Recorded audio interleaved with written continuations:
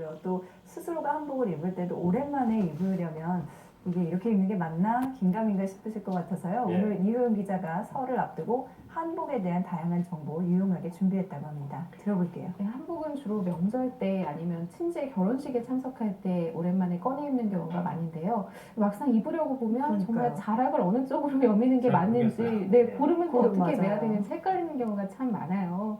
입는 방법부터 이 세탁이나 보관까지 한복은 1년에 몇 번 입지 않아도 신경 쓸 게 참 많은 옷이죠.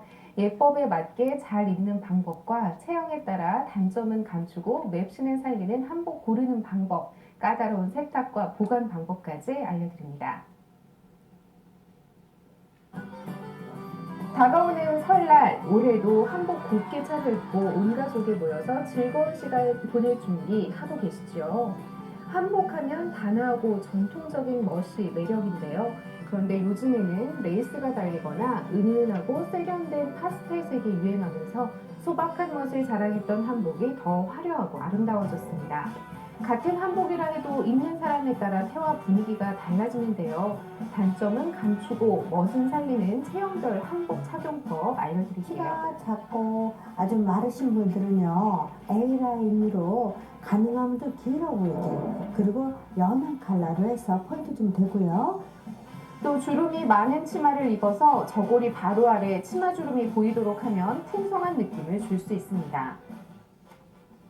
키가 큰 사람은 저고리와 치마색이 비슷하면 키가 더 커 보이는데요. 그래서 최대한 대비되는 색으로 입어주는 것이 좋고 화려한 자수가 있는 당의를 입으면 우아한 느낌을 줄 수 있습니다. 당의는 시선을 중앙으로 집중시키기 때문에 반대로 키가 작다면 피하는 것이 좋겠죠. 어깨가 넓고 통통한 경우 어떻게 입으면 날씬해 보일까요? 저고리를 좀 짧게 하면서요 이 부분을 좀 넓게 했어요. 그래서 가슴 부분을 완전히 타이트하게 했어요. 그래서 상의 부분을 좀 작게 보이게 했거든요. 소매는 속이 비치는 얇은 소재가 좋은데요. 어깨가 좁아 보이면서 더 날씬해 보이는 효과를 줍니다. 자기 체형에 꼭 맞는 한복 어떤가요? 한층 더 우아하고 고급스러워 보이죠? 진짜 날씬해 보여. 어깨도 되게 좁아. 키가 되게 커 보이는 것 같아요, 진짜. 그리고 되게 짧으니까 좀 발랄해 보이고 너무 귀여워요, 한복이. 너무 마음에 들어요. 명절에는 아이들에게도 한복 챙겨 입히는 부모님들 많으시죠? 아이들 한복은 어떻게 골라야 할까요? 아이들은 성장이 빠르고 활동량이 많아서 고무줄로 된 바지나 길이 조절이 가능한 치마를 입히는 것이 좋고요.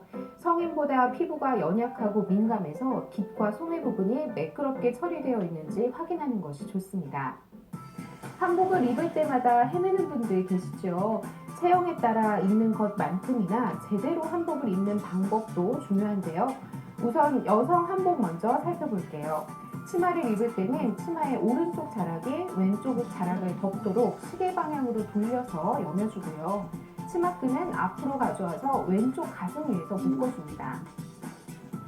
저고리 입을 때는요 가장 중요한 게 이 동점이에요. 그리고 고름면이 되게 중요합니다. 짧은 고름 위에다 올려놓고 고리를 만들었어요. 자, 적당히 조여줘요. 그 다음에 짧은 고름을 고루 만들어서 안에다 넣어줘요. 자, 같이 조여주시면 이렇게 예쁘게 고름을 만들 수가 있어요. 네.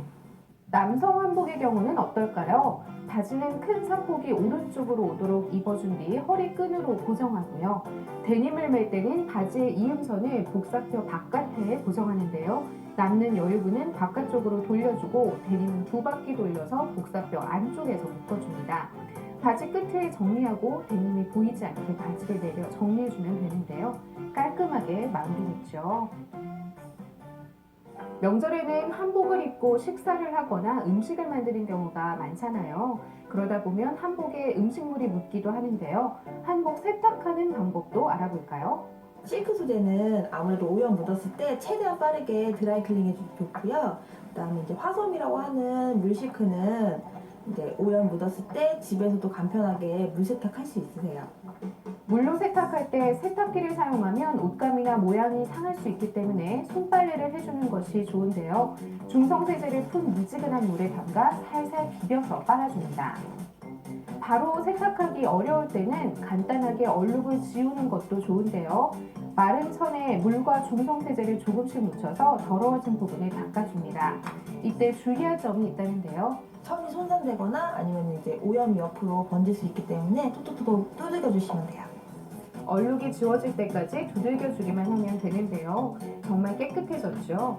볼펜 자국이나 다른 얼룩도 이런 식으로 지울 수 있습니다. 세탁한 한복은 옷걸이에 걸어서 바람이 잘 통하는 그늘에 말려주면 됩니다. 특히 목 부분에 달린 동정은 때가 제일 잘 타는 곳인데요. 어떻게 관리하는 것이 좋을까요? 종이 동정은 이제 재사용이 좀 어렵기 때문에 가르셔가지고 사용하시면 되고요. 천동정은 반영구적으로 세탁하실 때 같이 세탁해서 사용하시면 돼요.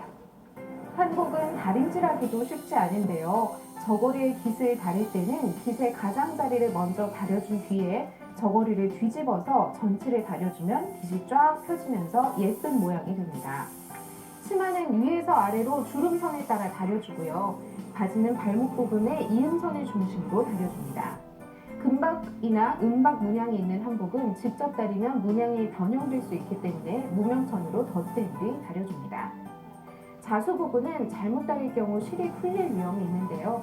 그래서 다리미로 미는 대신에 살짝 눌러가면서 다려야 합니다. 한복을 보관할 때는 습기를 방지해주는 한지와 함께 넣어주고요. 한복의 모양이 변하지 않도록 큰 폭으로 개서 무게가 많이 나가는 것부터 넣어주세요. 여성 한복은 치마부터, 남성 한복은 바지부터 넣으면 됩니다. 곱고 아름다운 우리 한복 제대로 관리해서 더 예쁘고 매치 있게 입으세요.